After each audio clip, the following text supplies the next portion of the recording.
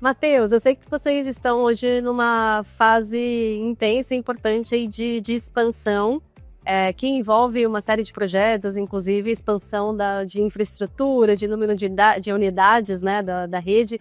Queria que você falasse um pouquinho o que envolve essa expansão hoje, o que está acontecendo hoje na rede. Hoje a gente teve uma expansão bem significativa nos últimos 2 anos, né? A gente saiu de uma área de 1.200 metros quadrados que a gente tinha para quase 3.600. Só de área técnica a gente aumentou cerca de 400 metros quadrados.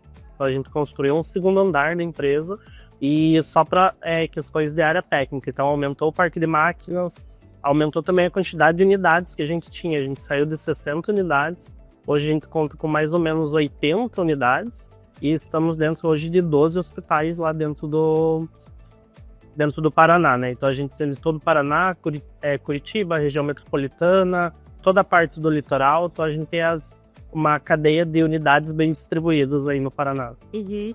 E, Matheus, uma das inovações, né, dos recentes projetos de vocês foi a implementação do EPALive, né? A tecnologia da Euribon de automação.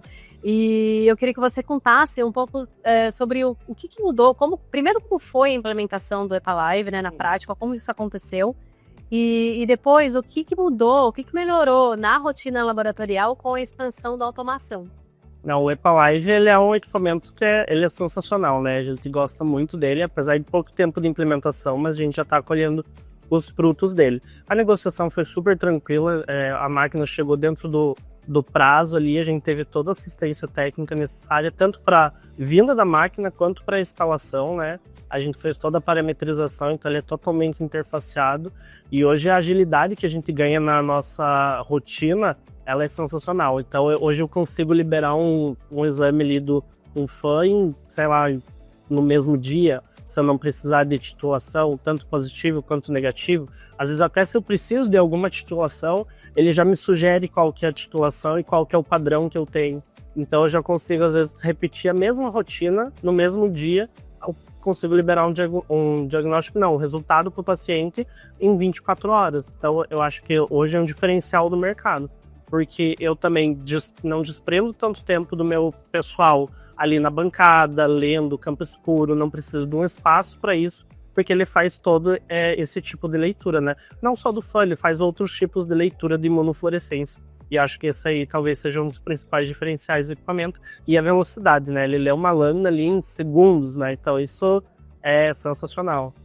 Ô, Matheus, você deu exemplo, por exemplo, de um estado de exame de FAM, de conseguir liberar isso em 24 horas.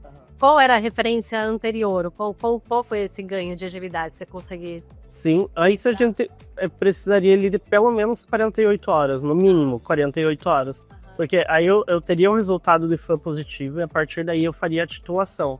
Então eu também titularia a partir do conhecimento técnico do meu analista. Então ele teria que avaliar a leitura daquele FAM e determinar, eu tenho que titular até tanto. Poderia ser que chegasse em tanto e ele tivesse que titular mais. Hoje o EPA ele já me diz assim, esse aqui titule para tanto que possivelmente é isso. Então ele já me dá uma perspectiva de quanto que eu tenho que titular e eu não preciso mais também fazer o focinho inicial ali, a leitura inicial. Quando eu tenho que fazer ele manual, eu tenho que fazer o inicial para fazer o comparativo com o meu final. No EPA, como ele faz esse banco de dados, eu não preciso mais fazer o inicial, eu já começo a lâmina fazendo a titulação. Então, teoricamente, eu tenho o ganho de um teste ali na lâmina de titulação. Uhum.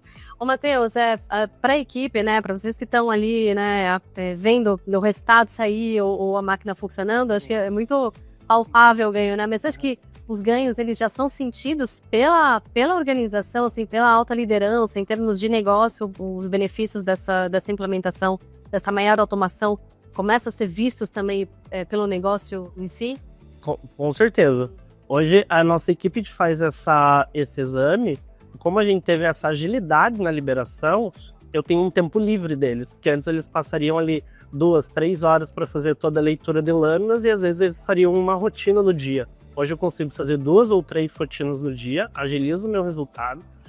Com esse tempo livre da minha equipe, a gente foi em busca de novos exames. Então a gente começou a internalizar outros exames, porque eu tenho uma equipe que ela é uma equipe robusta, ela tem um tempo livre, porque eu tenho uma automação que agiliza o meu processo. Uhum.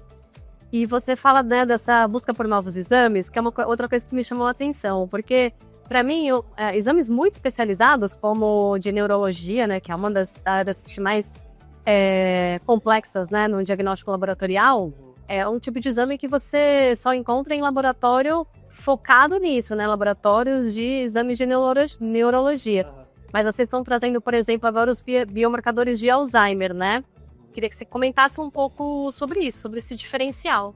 Isso, como essa equipe agora ficou com o processo deles mais agilizado, a gente foi atrás do que o nosso cliente estava precisando e qual que é uma das vertentes do mercado. Então a gente sabe que o Alzheimer é uma doença que está sempre sendo discutida no mercado.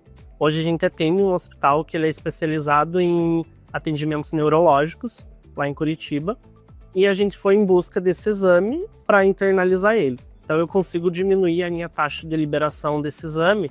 Antes eu demoraria, sei lá, 7, 8, 10, 15 dias para liberar esse exame. Eu consigo liberar ali em 5 dias, 4 dias. A depender da gravidade do paciente e da urgência do médico, eu consigo adiantar uma rotina e liberar o exame no mesmo dia. O paciente entrou, hoje é o dia da rotina, eu libero no mesmo dia. Ou o paciente entrou, é um caso grave, o médico precisa daquele diagnóstico o quanto antes, eu consigo adiantar a minha rotina e fazer. Eu fazendo ele em loco, ele me dá ele fica mais fácil de eu andar com isso, ele fica mais fácil de eu dizer, eu consigo adiantar, não consigo adiantar, tá aqui a amostra, eu consigo trabalhar ela de uma forma um pouquinho melhor. Muito legal. E pensando no futuro, né, de curto, médio prazo aí, Matheus, que vocês estão vendo como próximos passos dessa fase de expansão, de crescimento? Quais são os projetos aí que apontam imediatamente? Agora a gente está numa era de inteligência artificial, então eu acho que a IA é o que está girando aí em torno do mercado. A gente está com alguns projetos sobre inteligência artificial.